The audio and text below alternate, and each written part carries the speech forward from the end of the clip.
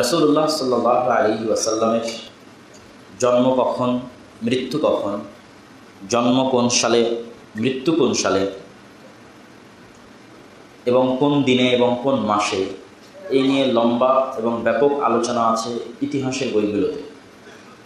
তার মধ্যে কিছু কিছু বিষয় আছে যেগুলোতে সকলেই একমত, আর কিছু বিষয় আছে যেগুলো চরম মতভেদপূর্ণ।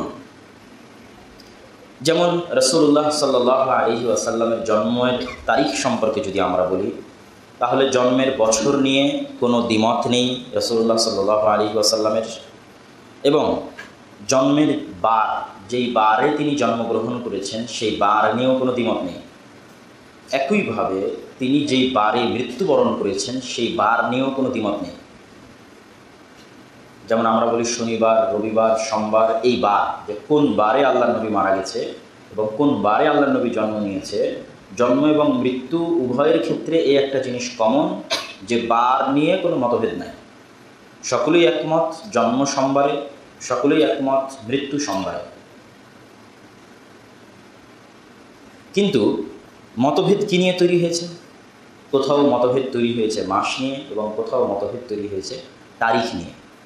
মৃত্যুর ক্ষেত্রে একটা দুটো মত ছাড়া প্রায় সকলেই একমত যে রবিউল আউয়াল মাসে সোমবার। কিছুদিন পূর্বে হাজিরা হজ থেকে ফেরত আসলো না, রাসূলুল্লাহ সাল্লাল্লাহু আলাইহি ওয়াসাল্লাম এরকম বিদায় হজ থেকে ফেরত এসে কিছুদিন জীবিত থাকার পর রবিউল আউয়াল মাসের সোমবারে মারা গেছে। এটা মোটামুটি প্রতিষ্ঠিত এবং সকল ঐতিহাসিকগণ একমত। কিন্তু এটার মারা যাওয়াটা রবিউল আউয়াল মাসের কোন সোমবারে, এটা বিশাল মতভেদ আছে, যে 2 তারিখের সোমবারে, 5 তারিখের সোমবারে, 1 তারিখের সোমবারে, 10 তারিখের সোমবারে, বিশাল মতভেদ। আর জন্মের বিষয়ে কি বললাম? জন্মের বিষয়ে বললাম কোন সালে, এটা নিয়ে কোনো মতভেদ নাই। এই জন্য মতভেদ নাই যে সালটা ছিল ঐতিহাসিক সাল। যেমন যাদের যুদ্ধের বছরে জন্ম হয়েছে, বলে স্বাধীনতার বছরে জন্ম হয়েছে, তো এটা মানুষ এমনি মনে রাখতে পারে যে অমুকের জন্ম স্বাধীনের বছরে হয়েছে। তো রাসূল সাল্লাল্লাহু আলাইহি ওয়াসাল্লামের জন্মের বছরে বিশাল ঐতিহাসিক ঘটনা। আলাম তারা কাইফা ফাআলা রাব্বুকা বিআসহাবিল ফিল, আপনি কি জানেন না আপনার প্রতিপালক আব্রাহার হাতির বাহিনীর সাথে কী করেছিল? তো আব্রাহার কাবা আক্রমণের ঘটনা ছিল সেই যুগের বিশাল, গোটা পৃথিবীর বিশাল ঘটনাগুলোর একটা ঘটনা। তো সেই ঘটনার বছরে আল্লাহ নবীর জন্ম। তো এটা মানুষের জন্য মনে রাখা স্বাভাবিক যে হাতির বছরে মুহাম্মদ সাল্লাল্লাহু আলাইহি ওয়াসাল্লামের জন্ম। আমাল ফিল, যেই বছরে আব্রাহা তার বিশাল হাতির বাহিনী নিয়ে কাবাঘর আক্রমণ করতে এসেছে, যার বর্ণনা আল্লাহ সুবহানাহু ওয়া তাআলা নিজে সূরা ফিলের মধ্যে দিয়েছেন। এবং আল্লাহর নবীর দাদা তখন কাবাঘরের দায়িত্ব পালন করতেন। যেহেতু বংশ পরম্পরায় দায়িত্ব পালন করতেন, মানে আল্লাহর নবীর দাদার দাদার দাদার দাদার দাদা, উপরের একজন দাদা হচ্ছে ইসমাইল আলাইহিস সালাতু ওয়াস সালাম, আর ইসমাইল আলাইহিস সালাতু ওয়াস সালামের বাপ হচ্ছেন ইব্রাহিম আলাইহিস সালাতু ওয়াস সালাম। তো উনি তো ইসমাইল আলাইহিস সালামকে এখানে রেখে গেছেন মক্কায়। তারপর থেকে তার সন্তান সবাই কাবার দায়িত্ব পালন করেছে, কাবাঘরের দায়িত্ব পালন করেছে। সেই ধারাবাহিকতায় আল্লাহর নবীর দাদা আব্দুল মুত্তালিব কাবাঘরের দায়িত্ব পালন করতেন। তখন তিনি কাবাঘরকে আল্লাহ সুবহানাহু ওয়া তাআলার হাওয়ালা করে দিয়ে পাহাড়ে চড়ে গেছিলেন যে হে আল্লাহ, আপনি আপনার ঘর আপনি হেফাজত করুন। তখন আল্লাহ সুবহানাহু ওয়া তাআলা আসমান থেকে আবাবিল, ঝাঁকে ঝাঁকে পাখি, আবাবিল নির্দিষ্ট কোনো পাখি নয়, ঝাঁকে ঝাঁকে পাখি প্রেরণের মাধ্যমে, পাথর বর্ষণের মাধ্যমে আল্লাহ সুবহানাহু ওয়া তাআলা আসহাবুল ফিল বা হাতির বাহিনীকে ধ্বংস করে দেন, যারা ইয়েমেন থেকে আসছিল। তো সারমর্ম কথা কি? সারমর্ম কথা হচ্ছে ওই হাতির বছরে আল্লাহ নবীর জন্ম। দ্বিতীয় একটা বিষয়ে সবাই একমত যে রবিউল আউয়াল মাসে জন্ম। আরেকটা বিষয়ে সবাই একমত যে সোমবারে জন্ম।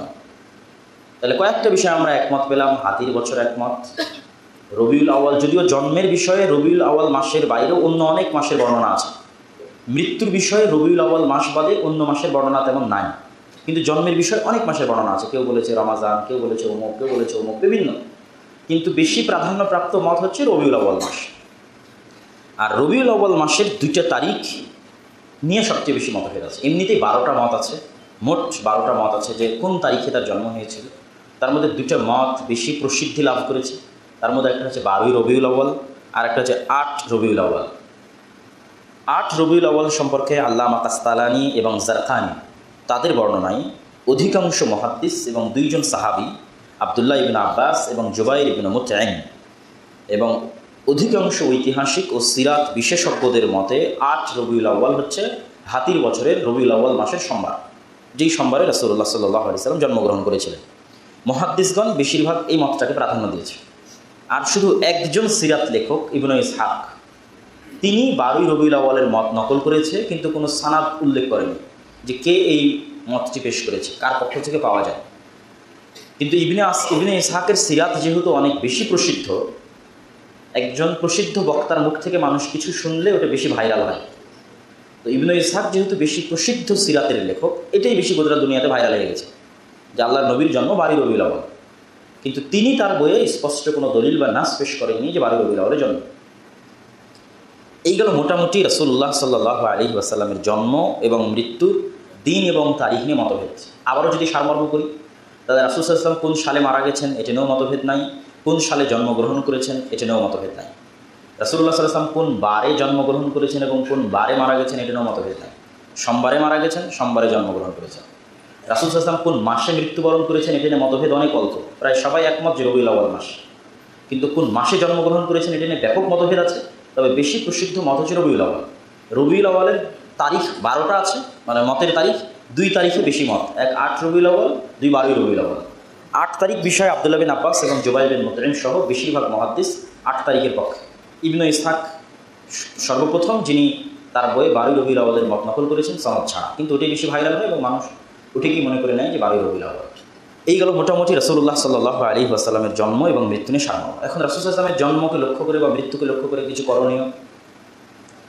করণীয় করার মতো কোনো দলিল, কোনো হাদিসে, কোনো বইয়ে, কোনো ইমামের লেখনীতে 600 শতাব্দী হিজরির পূর্বে পাওয়া যায় না।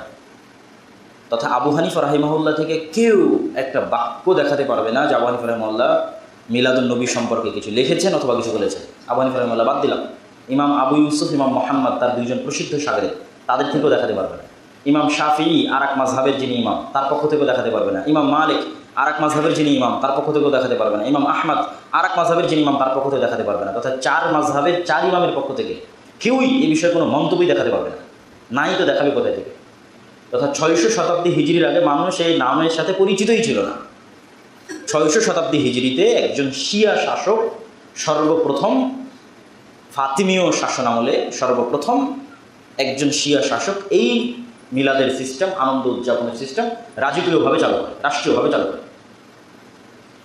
আর মানুষের স্বভাবজাত এবং জন্মগত স্বভাব হচ্ছে মানুষকে এক জায়গায় একত্রিত হয়ে মৌজ মাস্তি করতে ভালো লাগে, এক জায়গায় একত্রিত হয়ে খেতে ভালো লাগে, উদযাপন করতে ভালো লাগে। মানুষের কাছে অনুষ্ঠান পছন্দ। দৈনিক 5 বার সালাত আদায় করা কঠিন, কিন্তু একদিন শবে বরাতের দিন জমা হওয়া অনেক মজার।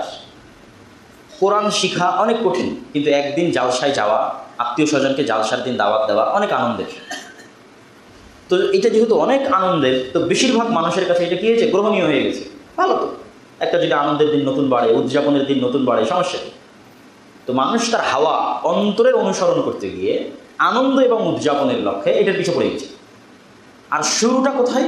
শুরুটা হচ্ছে খ্রিস্টানদেরকে দেখি। এটা কিন্তু যখন খ্রিস্টানেরা, ক্রুসেডাররা মুসলমানদের এরিয়াগুলোতে প্রবেশ করে, বের হয়, দখল করে, সালাহুদ্দিন আইয়ুবীর সাথে যুদ্ধ হয়, তার আশেপাশে পরবর্তী সময়, ওই সময়টাতে মুসলমানদের খ্রিস্টানদের সাথে বেশি উঠা বসা হয়েছে ব্যাপকভাবে। যেমন আমাদের বাংলাদেশের যদি যত কুসংস্কার দেখবেন, বেশিরভাগ দেখবেন হিন্দুদের থেকে কপি করা। ধরেন বাংলাদেশের বিয়ের অনুষ্ঠান, ইসলামের আদর্শ এবং অনুষ্ঠান বাদে বাকি যা যুক্ত হয়েছে সব দেখবেন হিন্দুদের থেকে আমরা কপি করেছি। কী জন্য? আমাদের আশেপাশে চারিদিকে হিন্দুরাই বাস করে। গোটা ভারত, বাংলাদেশ, পাকিস্তানে আমাদের আশেপাশে চারিদিকে আমরা কাদের দেখি? হিন্দুদের দেখি। তো তাদের দেখে দেখে দেখে দেখে আমাদের মধ্যে যা বিকৃতি আসছে সব হিন্দুদের থেকে। তো ঠিক ওই সময়ে মুসলমানদের বেশিরভাগ উঠা বসা হয়েছিল ক্রুসেডের যুদ্ধের আগে পরে খ্রিস্টানদের সাথে। আর খ্রিস্টানরা ঈসা আলাইহিস সালাতু ওয়াস সালামের জন্মদিনকে খুব ধুমধাম করে পালন করত। তো কেউ হয়তো মনে করে নিয়েছে যে খ্রিস্টানেরা যদি তাদের নবীর জন্মদিন পালন করতে পারে, তা আমাদের কি টাকা পয়সা কম আছে, আমাদের কি শক্তি সামর্থ্য কম আছে, আমরাও করব। এই ভেবে খ্রিস্টানদের অনুসরণ করতে গিয়ে রাসূলুল্লাহ সাল্লাল্লাহু আলাইহি ওয়াসাল্লামের জন্মদিনের উদযাপন শুরু, যেটা আল্লাহর নবী হাদিসে আশঙ্কা করে বলে গেছেন, লা তাতরুনি কামা আতারাতিন নাসারা, তোমরা আমাকে নিয়ে ওই রকম বাড়াবাড়ি করিও না যেই রকম খ্রিস্টানেরা ঈসা আলাইহিস সালামকে নিয়ে বাড়াবাড়ি করেছে। কিন্তু উম্মতে মুহাম্মাদি ওই গর্তেই পা দিয়ে দিয়েছে, যেই গর্তে খ্রিস্টানেরা পা দিয়েছে তাদের নবীকে নিয়ে বাড়াবাড়ি করতে গিয়ে। তাদের নবী নিয়ে বাড়াবাড়ি করতে করতে করতে করতে তারা তাদের নবীকে আল্লাহর সন্তান বানিয়ে দিয়েছে। নাউযুবিল্লাহি মিন যালিক। আর একদল মানুষ আমাদের নবীকে নিয়ে বাড়াবাড়ি করতে করতে করতে করতে আমাদের নবীকে নূরের তৈরি বানিয়ে দিয়েছে, আমাদের নবীকে হাজের নাজের, আমাদের নবী গায়েবের খবর জানে, আল্লাহর যা যা গুণ সব গুণই মোহাম্মদ সাল্লাল্লাহু আলাইহি ওয়াসাল্লামকে দিয়ে দিয়েছে। এমনকি বলতে বলতে আমাদের নবীকে আরশে পর্যন্ত বসিয়ে দিয়েছে, নাউযুবিল্লাহ। এবং কিছু উর্দু কবিতাও আছে, যে উর্দু কবিতাগুলোর মধ্যে এভাবেই বলা আছে যে আল্লাহর আরশে যিনি, আমাদের মেম্বারে তিনি, নাউযুবিল্লাহ। তাহলে কোথায় পর্যন্ত নিয়ে গেছে? যেখানে রাসূলুল্লাহ সাল্লাল্লাহু আলাইহি ওয়াসাল্লাম তাওহীদের আকীদা, মানে আল্লাহর বড়ত্ব, আল্লাহর মহত্ব শেখানোর জন্য আসলেন। আমি আপনাদেরকে বলছি আপনারা আল্লাহর ইবাদত করেন, আপনারা আমারই ইবাদত করা শুরু করে দিলেন। শাহজালাল রাহিমাহুল্লাহ, শাহ মখদুম রাহিমাহুল্লাহ যদি দেশে এসে থাকে, তারা আল্লাহর ইবাদতের কথা মানুষকে বলেছে, তো মানুষ এখন ওদের ইবাদত শুরু করে দিয়েছে। ঈসা আলাইহিস সালাম যদি দুনিয়াতে এসে তার সম্প্রদায়কে বারবার বলেছে আল্লাহর ইবাদত করে, তার সম্প্রদায় ঈসা আলাইহিস সালামের ইবাদত করা শুরু করে দিয়েছে। কিন্তু দুর্ভাগ্যজনক হলো সত্য, উম্মতে মুহাম্মাদের একই অবস্থা হয়ে গেছে অধিকাংশ মানুষের। তাহলে এই গেল ঈদে মিলাদুন্নবীর সংক্ষিপ্ত ইতিহাস। একটা কথা আপনাদেরকে মনে রাখতে হবে, ঈদে মিলাদুন্নবীর পক্ষে যে যতই বক্তব্য দিক, তাদের মাযহাবের ইমামের পক্ষ থেকেও কোনো দলিল তারা দিতে পারবে না। যারা ঈদে মিলাদুন্নবী পালন করে, তাদের অত্র অঞ্চলের সবচেয়ে বড় পণ্ডিত, পাকিস্তানের প্রসিদ্ধ গবেষক প্রফেসর ডক্টর তাহিরুল কাদেরী। অনেকেই যারা অনলাইনে ঘাটাঘাটি করে তারা ডক্টর তাহিরুল কাদেরীকে চিনতে পারবে। ঈদে মিলাদুন্নবী যারা পালন করে তাদের মধ্যে সবচেয়ে বড় পণ্ডিত, তিনিও তার মিলাদুন্নবী গ্রন্থের মধ্যে এই কথা স্বীকার করেছেন যে 600 হিজরির আগে ঈদে মিলাদুন্নবী কেউ উদযাপন করেনি, এবং শ্রেষ্ঠতম 300 হিজরি পর্যন্ত সাহাবীদের প্রজন্ম, তাবিঈদের প্রজন্ম, তাবিঈদের প্রজন্ম এবং খোলাফায়ে রাশিদিনের প্রজন্ম কেউ ঈদে মিলাদুন্নবী উদযাপন করেনি। এই মর্মে কোনো একটা জাল, কোনো একটা জয়ীফ, কোনো একটা সহি, কোনো রকমেরই বর্ণনা কেউ দিতে পারবে না। তো তাহলে তারা কি আল্লাহর নবীর সুন্নাতের অনুসরণ করতেন না? তাহলে তারা কি গোস্তাখে রাসূল ছিলেন, আল্লাহর নবীর অপমানকারী ছিলেন? আর আপনি আবু বকরের চেয়ে বেশি আল্লাহর নবীকে ভালোবাসেন, ওমরের চেয়ে বেশি আল্লাহর নবীকে ভালোবাসেন, উসমানের চেয়ে বেশি আল্লাহর নবীকে ভালোবাসেন, ওয়াল ইয়াযু বিল্লাহ। আচ্ছা, রাসূলুল্লাহ সাল্লাল্লাহু আলাইহি ওয়াসাল্লামের পক্ষ থেকে একটা হাদিস, যেই হাদিসটা স্পষ্ট করে আরও যে রাসূল সাল্লাল্লাহু আলাইহি ওয়াসাল্লামের জন্ম সোমবারে, রাসূল সাল্লাল্লাহু আলাইহি ওয়াসাল্লামের মৃত্যু সোমবারে, রাসূল সাল্লাল্লাহু আলাইহি ওয়াসাল্লামকে নবুয়ত দেওয়া হয়েছে সোমবারে। আবু কাতাদা আল আনসারী রাদিয়াল্লাহু তাআলা আনহু থেকে বর্ণিত, তিনি বলেন, সুইলা রাসূলুল্লাহ সাল্লাল্লাহু আলাইহি ওয়াসাল্লাম আন সাওমি ইয়াউমিল ইথনাইন। আল্লাহর নবী সোমবার এবং বৃহস্পতিবার সিয়াম পালন করতেন। তো বৃহস্পতিবার সিয়াম পালন করতেন সাপ্তাহিক আমল পেশ করার দিন, আর সোমবারের দিন সিয়াম পালন করার কথা বলতে গিয়ে তিনি বলেন, সোমবারের দিন আমার জন্ম, সোমবারের দিন আমার উপর ওহী দেওয়া হয়েছে, এবং সোমবারের দিনই আমাকে নবী তথা নবুয়ত প্রদান করা হয়েছে। আর ঐতিহাসিকভাবে প্রমাণিত যে আল্লাহর নবী সোমবারের দিনই মারা গেছে। তো এই একটা দলিল, যেটা স্পষ্ট দলিল যে রাসূলুল্লাহ সাল্লাল্লাহু আলাইহি ওয়াসাল্লামের জন্ম সোমবারে, রাসূলুল্লাহ সাল্লাল্লাহু আলাইহি ওয়াসাল্লামকে নবুয়ত প্রদান করা হয়েছে সোমবারে, এবং রাসূলুল্লাহ সাল্লাল্লাহু আলাইহি ওয়াসাল্লাম মারা গেছেন সোমবারে। আমরা আমাদের এই আলোচনার শেষে চলে আসি। বিদআত ইসলামে অনেক ভয়ঙ্কর এবং অনেক ভয়াবহ। ফাইন্না খায়রাল হাদিসি কিতাবুল্লাহ ওয়া খায়রাল হুদা হুদা মুহাম্মাদিন সাল্লাল্লাহু আলাইহি ওয়াসাল্লাম, অথবা খায়রাল হাদি হাদিউ মুহাম্মাদিন সাল্লাল্লাহু আলাইহি ওয়াসাল্লাম ওয়া শাররুল উমুরি মুহদাসাতুহা। নিকৃষ্ট জিনিস হচ্ছে এই দিনে নতুন আবিষ্কৃত জিনিস। ওয়া কুল্লু মুহদাসাতিন বিদআহ, প্রত্যেক নতুন আবিষ্কৃত জিনিস বেদাত। ওয়া কুল্লু বিদআতিন দালালাহ, আর প্রত্যেক বেদাত হচ্ছে পথভ্রষ্টতা। ওয়া কুল্লু দালালাতিন ফিন্নার, আর প্রত্যেক পথভ্রষ্টতা মানুষকে জাহান্নামে নিয়ে যায়। সব বক্তাই বক্তব্যে উঠে এই হাদিসটা পড়ে। এই হাদিসের মধ্যে আল্লাহর নবী বেদাতের কোনো ভাগ, কোনো প্রকার কিছুই করেন। সকল নতুন আবিষ্কৃত জিনিস নিকৃষ্ট, সকল নতুন আবিষ্কৃত জিনিস এই দিনের মধ্যে বেদাত, সকল বেদাত পথভ্রষ্টতা, সকল বেদাত মানুষকে জাহান্নামে নিয়ে যায়। ওমান আহদাসা ফি আমরিনা হাযা মা লাইসা মিনহু ফাহুয়া রাদ্দুন, যে ব্যক্তি দিনের মধ্যে এমন কিছু আবিষ্কার করলো যা এই দিনের অন্তর্ভুক্ত নয়, তা বাতিল। মান আমিলা আমালান লাইসা আলাইহি আমরুনা ফাহুয়া রাদ্দুন, যে ব্যক্তি এমন কোনো কাজ করলো যেই কাজের উপর আমি মুহাম্মদ সাল্লাল্লাহু আলাইহি ওয়াসাল্লামের কোনো আদেশ নাই, তাহলে সেই কাজ বাতিল, সেই কাজ বাতিল। ইয়াকুম মুহদাসাতিল উমুর, তোমরা সাবধান নতুন আবিষ্কৃত জিনিস থেকে। ফাইন্না কুল্লা মুহদাসাতিন বিদআহ, কেননা প্রত্যেক নতুন আবিষ্কৃত জিনিস বেদাত, এবং প্রত্যেক বেদাতি পথভ্রষ্টতা, এবং প্রত্যেক পথভ্রষ্টতায় মানুষকে জাহান্নামে নিয়ে যাবে। ওয়া আন্না হাযা সিরাতি মুস্তাকিমা, আর এটি আমার পথ, সিরাতে মুস্তাকিম। ফাত্তাবিউহু, তোমরা এই সিরাতে মুস্তাকিমের অনুসরণ করো। ওয়ালা তাত্তাবিউস সুবুলা, সিরাতে মুস্তাকিম বাদে আশেপাশের চতুর্দিকের অন্য কোনো পথ অবলম্বন করিও না। ফাতাফাররাকা বিকুম আন সাবিলিহি, তাহলে তোমরা পথ ভ্রষ্ট হয়ে যাবে। ইহদিনাস সিরাতাল মুস্তাকিম, হে আল্লাহ আপনি আমাদেরকে সিরাতে মুস্তাকিম দেখান। সিরাতাল্লাযীনা আনআমতা আলাইহিম, ওই রাস্তা যেই রাস্তার উপর তারা চলে গেছে যাদের উপর আপনি দয়া করেছেন। তাহলে 600 হিজরির পরে যাদের জন্ম, তাদের উপর আল্লাহ দয়া করেছে না সাহাবীদের উপর আল্লাহ দয়া করেছে? আপনি কি মনে করেন কাদের উপর আল্লাহ দয়া করেছে? সাহাবীদের উপর আল্লাহ দয়া করেছে, কেন তাদেরকে আল্লাহ নবীর সাহাবী হিসেবে চয়ন করা হয়েছে। তাহলে আল্লাযীনা আনআমতা আলাইহিম, ওদের রাস্তায় সিরাতে মুস্তাকিম, যাদের উপর আল্লাহ দয়া করেছে। সাহাবীদের রাস্তা সিরাতে মুস্তাকিম, আবু বকর, ওমর, ওসমান, আলী যেই সুন্নাতের উপর ছিল আল্লাহ নবীর, সেটা সিরাতে মুস্তাকিম। তো যেহেতু সেই সময় ঈদে মিলাদুন্নবী ছিল না, সুতরাং ঈদে মিলাদুন্নবী সিরাতে মুস্তাকিমের বাইরে পথভ্রষ্ট রাস্তা, সিরাতে মুস্তাকিম নয়, যে রাস্তা মানুষকে কোথায় নিয়ে যাবে? জাহান্নামে নিয়ে যাবে। এখানে আমাদের মধ্যে একটা প্রশ্ন অনেক সময় দেখা দেয় যে তাহলে দুনিয়াবী যে বিষয়গুলো আবিষ্কার হয়েছে, আপনি তো ঠিকই বিমানে চড়ছেন, আপনি তো ঠিকই হেলিকপ্টারে মাইকে বক্তব্য দিচ্ছেন, ক্যামেরা দিয়ে ভিডিও করতেছেন, তাহলে কেন দিনের মধ্যে এগুলো কেন বেদাত নয়? দুনিয়ার ক্ষেত্রে হুকুম হচ্ছে হালাল এবং হারাম, আর দিনের ক্ষেত্রে হুকুম হচ্ছে সুন্নাত এবং বেদাত। অতি সহজ, অতি সিম্পল জিনিস। আপনাদের বোঝার ক্ষেত্রে এই ফর্মুলাটা যে কোনো জায়গায় ফেলে দিতে পারবেন যে হালাল হারাম এই হুকুমটা কিসের ক্ষেত্রে? দুনিয়ার ক্ষেত্রে। কিসের ক্ষেত্রে বলেন তো? দুনিয়ার ক্ষেত্রে। আর সুন্নাত আর বেদাত এই হুকুমটা কিসের ক্ষেত্রে? দিনের ক্ষেত্রে। সুন্নাত আর বেদাত এই হুকুমটা কিসের ক্ষেত্রে? দিনের ক্ষেত্রে। মানে এরকম ফতোয়া হবে না যে একসাথে হাত তুলে মোনাজাত করা হারাম, বরং ফতোয়া হবে একসাথে হাত তুলে মোনাজাত করা বেদাত।